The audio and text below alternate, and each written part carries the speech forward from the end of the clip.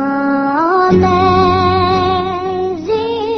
grace, how sweet the sound that saved a wretch like Hi, and welcome to Straight Talk About God video. I'm Jack. Well, this is the third part of the Perfect Human series, Perfect Man, and we're going to talk about communication. Communication. How did Adam communicate? Last time we looked at Adam in terms of his life and his health. This time we're going to look at computer processing, communications, and astronomy. But I want to start with a little pop quiz, a little 6 questions, okay?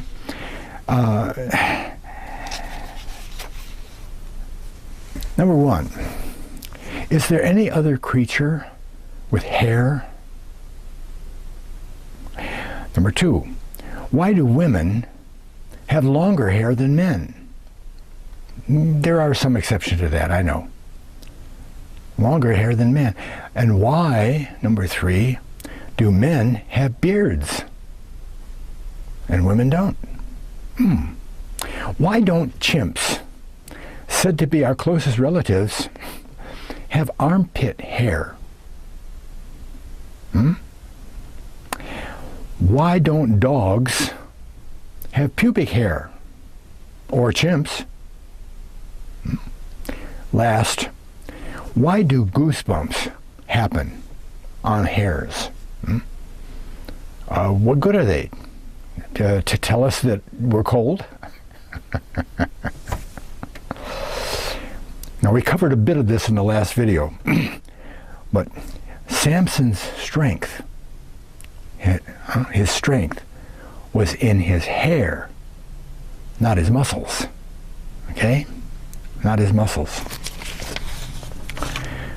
First of all, this is again Jonathan Hammond, The God Code and Creation, where he deals with practically every area of creation and shows how certain number schemes are incorporated in everything. All right? This chapter in the book happens to be about Adam and the earth and how they were designed to complement each other. Okay? Computer processing, communications, and astronomy. First of all, pretend you're looking at the creature of man, the creature of man, for the first time,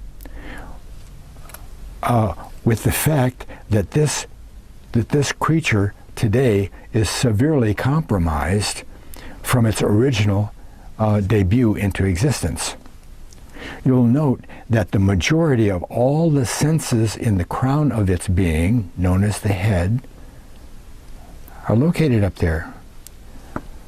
Eyes, sense of sight between 4,000 and 6,000 angstroms, visible light. Ears, sense of sound in a 20 to 20,000 range hertz. Nose, sense of smell. Mouth and tongue, sense of taste. And then 5, the entire head and body, a sense of feeling, utilizing a sophisticated neural network. Okay? It is also discovered that the head of man is the chief means of communication with others, as the eyes and ears are the main path of input. The mouth, nose, sinus cavity, along with facial expressions, the means of communication for output via speech. The hands are also a major means of output communication with writing, hand signals, and even sign language. And yet, located inside the head of man is the most advanced computer a central processor of intellect embodied within the structure of man, making man a sophisticated mobile computer system fully interfaced with his environment. How much more sense can that make? You know? He had to have mental abilities to do what he had to do. Interestingly enough, nearly all the sensory array God endowed us with are less than 2 inches from the brain, particularly the eyes and the ears. Today, this incredible computer housed within man is only running at about 5% efficiency. Said that before, right? Due to the compromised conditions man lives under today, and 6,000 years of deterioration from his original form. Yeah. But we know that from the prospect of this design, that men, uncompromised, once possessed 100% of their minds. With this understanding, we look a little closer, we see that there's a sixth sense. And another means of communication via this sixth sense, utilizing the higher functions of the brain we no longer use, or maybe not even aware of. That 95% junk DNA, that's what they call it. This sixth sense makes man unique among all other creatures. What is a sixth sense and extra means of communication? You're going to find this hard to believe, but God designed an elaborate antenna system in order that man could communicate with him directly. Sure, right. You think that God would talk to Adam, or would Adam just hear his voice in his brain, because it was done with telepathy, as well as other men and women with animals, and to interface with a virtual library system God also created. A library system? Where was that? Well, what am I talking about? Think. It's the hair on top of our heads. That's our antenna system, right? Watch this. God designed our antenna, our hair, to surround the superstructure of our brain in order to receive and transmit information at a fantastic rate. Now, if this sounds ridiculous, then why would God give us hair in such abundance around our brains in the first place? Because it looked good? Or he just happened to have some extra laying around? Come on, everything God does has a scientific and profound purpose to it. God incorporated our hair structure to complement the purpose and beauty of our design. Our hairs are designed much like a whip antenna system, follicles and all. Consider the specific laws that God ordained for man and how to keep his hair and not shave it from his head. There's a lot of direction about hair. Don't cut your beard. Why? Now remember, Samson and his incredible strength was directly tied to the hairs of his head. Okay? Let me stop here and ask you this question. After Adam's hair got cut off, and he tried to break the ropes or whatever it was, and he couldn't, did his muscles go flabby because his hair got cut off? If you were sitting there in the chair watching it all happen, nothing was apparent except his hair being gone.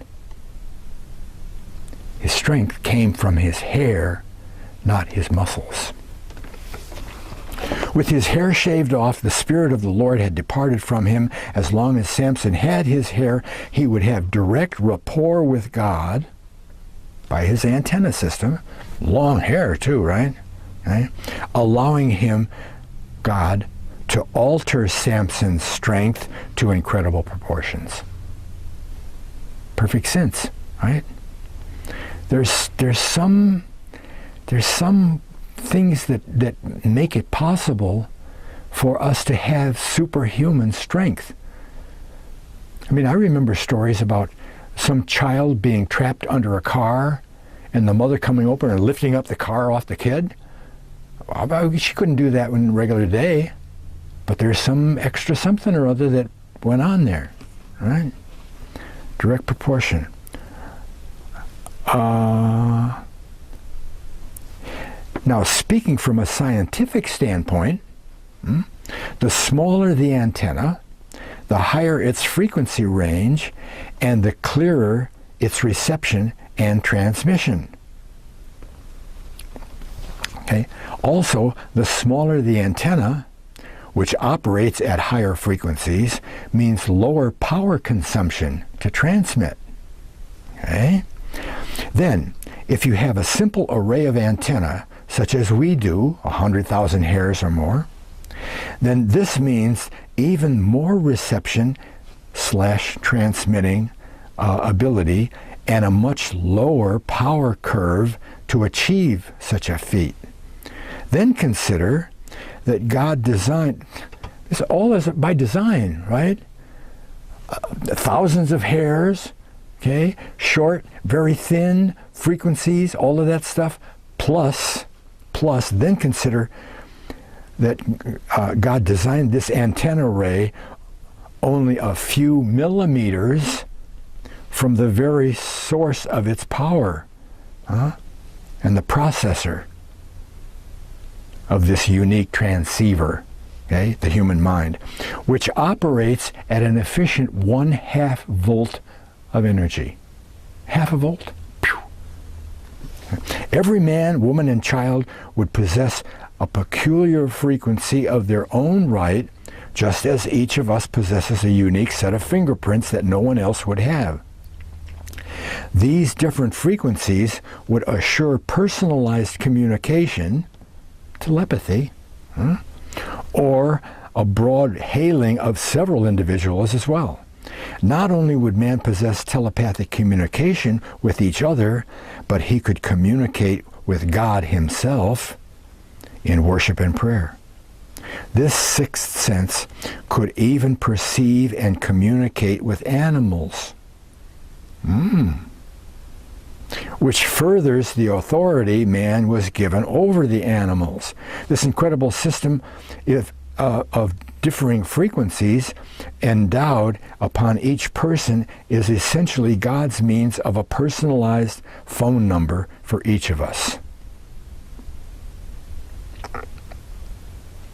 Here's the library. I call it God's hard drive. God's hard drive. Now consider the extraordinary ability of man's mind to be able to receive information via his antenna array of hair from the library system God created on the fourth day.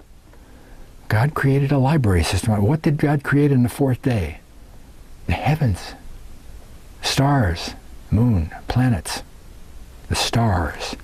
That library is none other than the countless star systems in the heavens with their infinite variables of microwave and radio energy.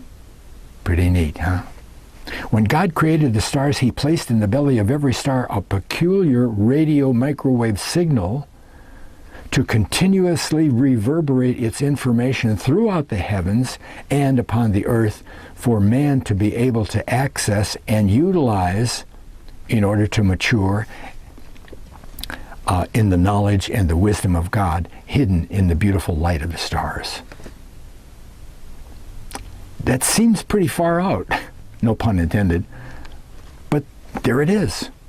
Every star radiates an energy signal, frequency. And you can't argue with that. These are, physical facts. Eh? And he says, no, I'm not talking about astrology or fortune telling, but specifically a specifically created system of radio and microwave energy emanating from every star, balanced and overlapping one another in harmonious like an orchestra being conducted by God himself. in which all the sons of God shouted for joy at its completion. And he's got 10 Bible references here. Job 38:7 says, when the morning stars sang together and all the sons of God shouted for joy at the creation. Wow. I know it's sad not to have this ability today. Too bad, you know. But take heart, see? Because when God sets up his kingdom on the earth and the believers are given their glorified bodies, in an instant will be changed, we'll have all of these abilities. Well, maybe not flying, okay? Because there still won't be a canopy around the earth that we can tap into for energy. But next time, we're going to look at transportation. Transportation. The canopy is really important to transportation. Transportation God's style, not our style, you know. Adam didn't need a car or a plane to get around. Really neat stuff, right? Okay, thanks a lot for wishing, for watching. Wishing, that's listening and watching at the same time. I don't know. Thanks a lot. God bless.